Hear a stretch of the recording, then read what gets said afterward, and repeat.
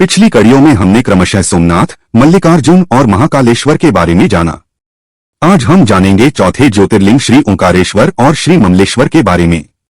आगे बढ़ने से पहले आपसे रिक्वेस्ट है कि हमारे वीडियोस को लाइक और शेयर करें और चैनल को सब्सक्राइब करें। ओंकारेश्वर ज्योतिर्लिंग मध्य प्रदेश में स्थित है। जहां पर बाबा ओंकारेश्वर स्थित है, उसके समीप नर्मदा नदी बहती है। पहाड़ी के चारों ओर नदी बहने से यहाँ ओम का आकार बनता है। कहा जाता है कि ओम शब्द की उत्पत्ति ब्रह्मा जी के मुख से हुई है। विशेष बात यह है कि यह ज्योतिर्लिंग ओंकार अर्थात ओम का आकार लिए हुए है। इसी कारण इस ज्योतिर्लिंग को ओंकारेश्वर कहा जाता है। सावन के महीने में इस ज्योतिर्लिंग दर्शन और पूजा कराना बहुत ही शुभ माना जाता है, जिस कारण सावन के महीने में यहाँ बड़ी संख्या में शिव भक्त आते हैं।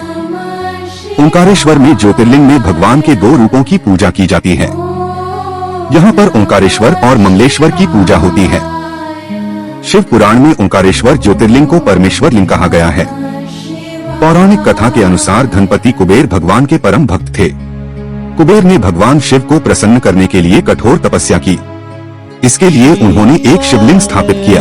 भगवान शिव कुबेर की भक्ति से प्रसन्न हुए और कुबेर को देवताओं का धनपति बना दिया। भगवान शिव ने कुबेर के स्नान के लिए अपनी जटा के बाल से कावेरी नदी उत्पन्न की थी। यही नदी नर्मदा में मिलती है।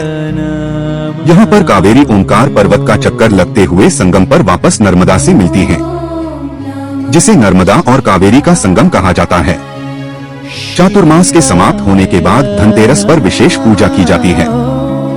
एक अन्य कथा के अनुसार सूर्यवंशी राजा मांधाता ने भगवान शिव की कठोर तपस्या की। राजा की तपस्या से प्रसन्न होकर भगवान शिव ने वरदान मांगने के लिए कहा। इस पर राजा ने कहा कि प्रभु जन कल्याण के लिए इस स्थान को अपना लें, अर्थात वे इस स्थान को अपना निवास स्थान बना लें।